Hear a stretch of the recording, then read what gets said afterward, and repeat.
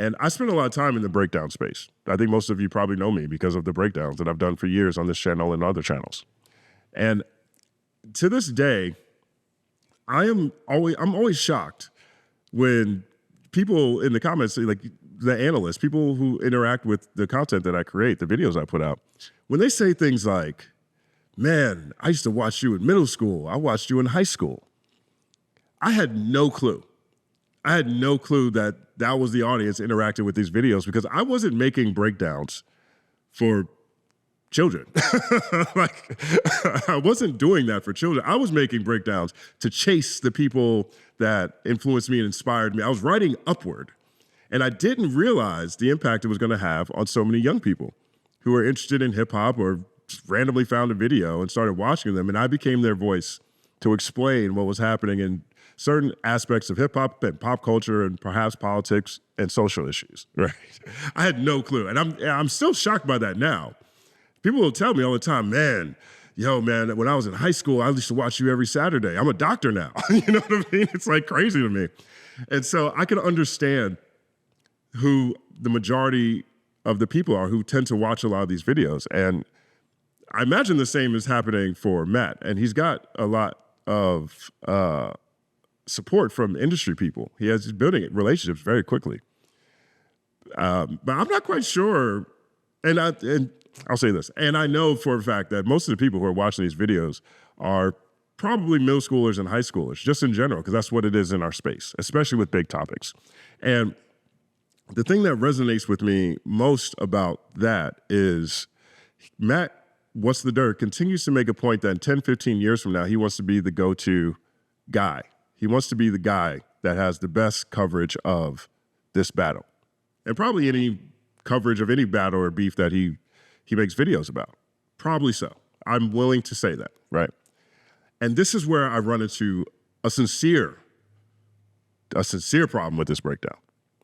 Because compared to the other breakdowns, there are things that Matt just isn't in the position to properly contextualize.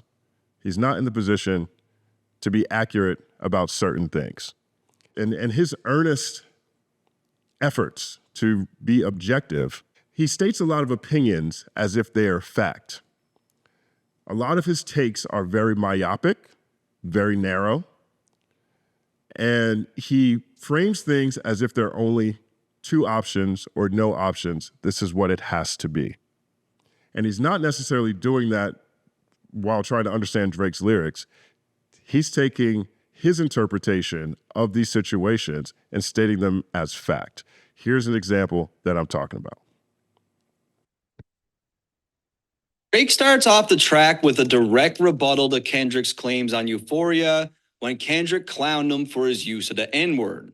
Drake strategically trolls Kendrick by getting his own mother to start off the track, requesting that Drake not use the word. Maybe in this song, you shouldn't start by saying... It's pretty clever because his mother probably doesn't approve of him using this word either. He said it's pretty clever. She probably asked him many times over the years not to use it, but she ultimately couldn't do anything about it because Drake is half black. The other side of his family uses it, so she had really zero. Drake is half black. The other side of his family uses it. I have a fundamental rebuttal to that. You notice how he said his mom probably didn't want him to use it. Probably for the mom. Let's listen to this one more time. It's pretty clever because his mother probably doesn't approve of him using this word either. She probably asked him many times over the years not to use it, but she ultimately couldn't do anything about it because Drake is half black. The other side of his family uses it. The other side of his family uses it. Okay, again, when I was talking about how I didn't realize middle schoolers and high schoolers were my primary audience, it still trips me out. I had no idea. I'm writing to compete with, Rachel Maddow. and all of a sudden, there's a whole nother demographic I'm not even considering. His goal is to have the best, most accurate coverage, the deepest dives into this. And these nuances, particularly in this battle, are extremely important. He gave probably to his mom and said clearly his dad side of the family uses it. My family growing up didn't use the N-word. I made a whole video on my channel called Just Say No to the N-word. I didn't say the N-word for 20 years. And then like 3-4 years ago, I was like, I feel like saying nigga again. I understand the power of that word, and not necessarily to just people of other communities and cultures, but amongst black people. I noticed the craziest part to me when I stopped saying nigga was that when I stopped saying it around black people, when black people around me over a longer period of time, or the more often they're around me over protracted periods of times, I stopped hearing it as much too. It's infectious, it's contagious, but it's not a word that every black family uses. It's not a word that's accepted in the household. It wasn't accepted in my household. I didn't start saying it to like middle school or high school in the first place, being around other people. Not every family uses that word. It's subtle distinctions like this that resonate loudly for the context of this battle, because it is a culture conversation that's happening. It's a culture conversation that's happening. This is small. Let's watch where he goes. So she had really zero say in the matter. So he's pretty much saying, like, my own mom couldn't stop me. You're definitely not going to. And what's also... Right. And so now he described all of this as clever, right? Which I also find to be a position that is very maybe looked at differently in other cultures, because in the culture that he's describing, i.e. Drake's father's side, it's not clever to disrespect your mom at the beginning of anything. It's not clever. It's not clever. Now, maybe he's talking about who Drake is talking to, and maybe Drake's talking to his audience, and maybe his audience is a different population of people. But that doesn't resonate with black people. I don't think that resonates with any kind of black people. But he's defining this as clever. And again, I'm still shocked every day that middle schoolers and high schoolers are the ones who are most impacted, or at least tell me on a regular basis, by the work I was doing however many years ago. He gives a probably for what his mom might think. He says definitely his family uses that word. He describes it as clever that he disrespects his mom at the beginning, and none of this context is actually true, to the point that he's arguing in this battle. It's not true, it's not certain. So he's presenting things as if they're certain, but it's not certain. Now check this part out. He uses it, so she had really zero say in the matter. So he's pretty much saying, like, my own mom couldn't stop me. You're definitely not going to. And what's also really clever here is that Drake is 37 years old, and he says the N-word 37 times on this track. And I believe his reasons for doing this is he's basically saying the word for every year that he's been alive to symbolize that he was indeed born black. Now, I talked about, actually, I don't even know if I really talked about this. I definitely retweeted this moment when I saw this yesterday. I honestly, after I saw this, I almost tuned out to almost like, I had to call Curtis King. I called Curtis King. I'm like, yo, Curtis, did you know that Drake says nigga 37 times to symbolize he's been a nigga for 37 years? Like, it was crazy. Curtis will tell you. And this has got to be one of the most, I don't even know how to describe what this is. I don't know what to describe this as. Because from my point of view, this doesn't work on, no matter how you look at it. What's the Dirt described this as clever? He described it as clever. All right, so let's say What's the Dirt is actually correct. Let's imagine that What's the Dirt nailed this. Maybe let's say that this is his 616 moment where he's saying Kendrick is rapping from Drake's perspective.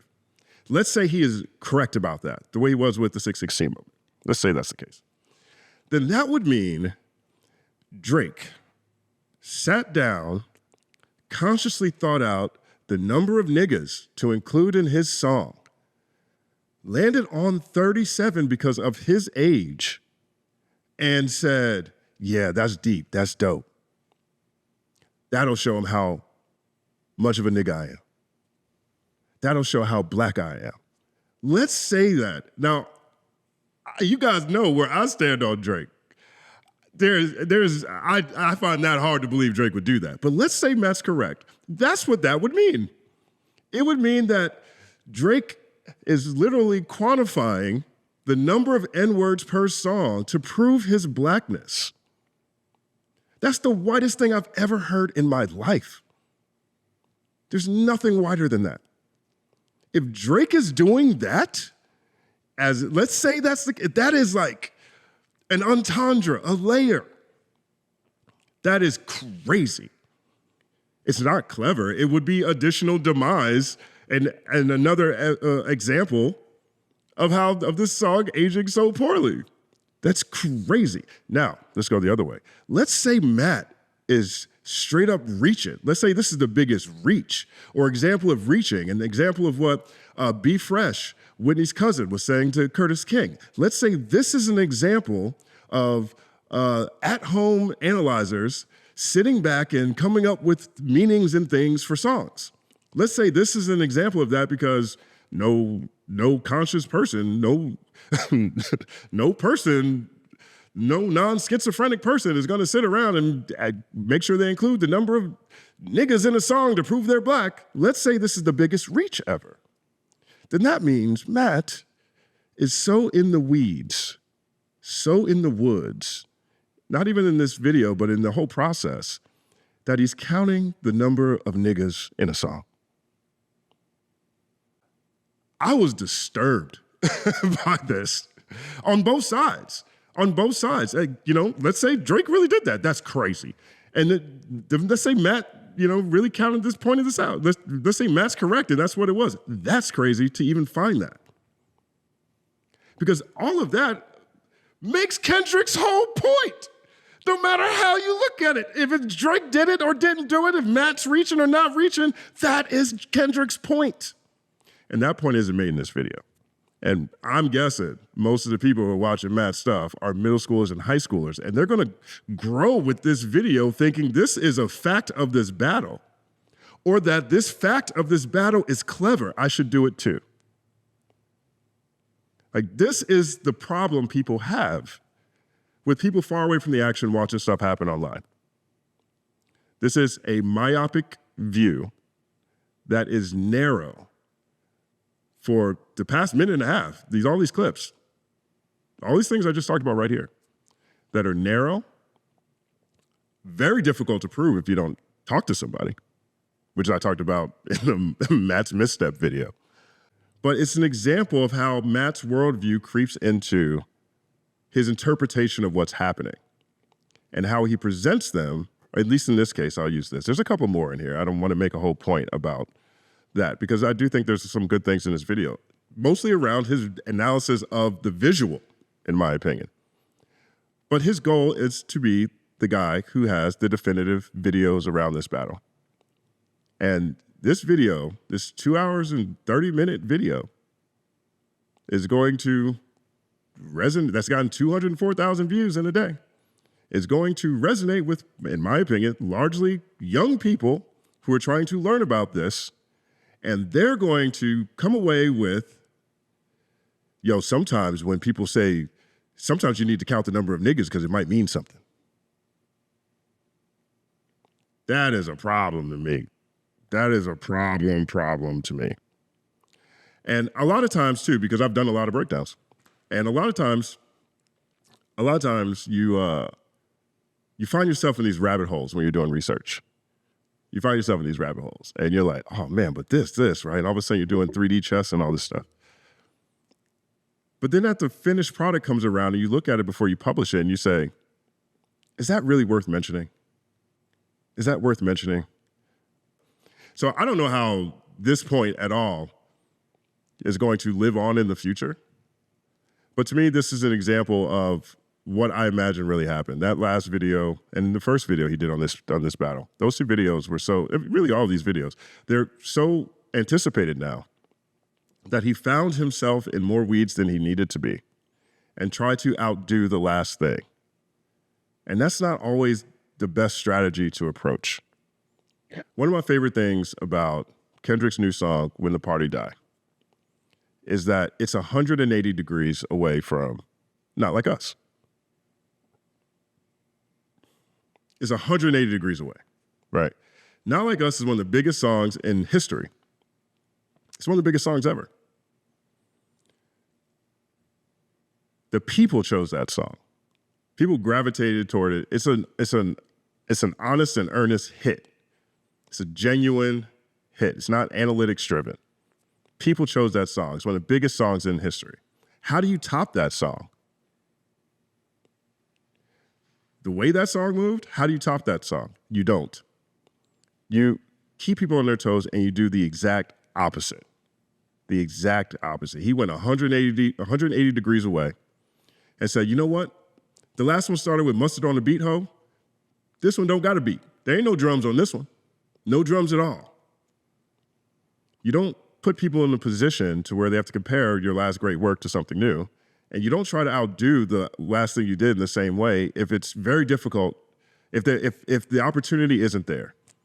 And from the time when he started talking about how long this video was going to be, and he started talking about things that he had noticed in his research and that were inaccurate or askew, to what the finished product looks like, where he just looks tired of this whole process. We've got him now breaking down Drake cleverly using 37 niggas, because he's been a nigga for 37 years, and calling it clever, without any reference to the fact that that is Kendrick's whole point. That is the whole point of the distinction that's being created between these two artists. And if worse, if he's wrong, I now got to look at Matt as the guy that sits down and counts niggas in songs. I got to think about what's the dirt as being the guy who's sitting around looking at black people from his place in Canada, counting the number of times a black person says nigga in a rap. I don't know. As soon as he did that, I watched the rest of the video. I fell asleep 3-4 times because it's not the quality of his arguments didn't put me to sleep. It's the quality of the video. It's too long. He feels like he's under pressure. He doesn't sound like he's having a good time. He's throwing shots at critics that he's been interacting with over the past, few months. He's been talking about this. And a lot of his analysis is myopic, and he's presenting it as fact. And to me, this is a better example of what can go wrong when you're doing a breakdown, how you position breakdowns, how you frame arguments in the YouTube space, in the video space, in the editorial space. This is a great example of getting lost in your own hubris.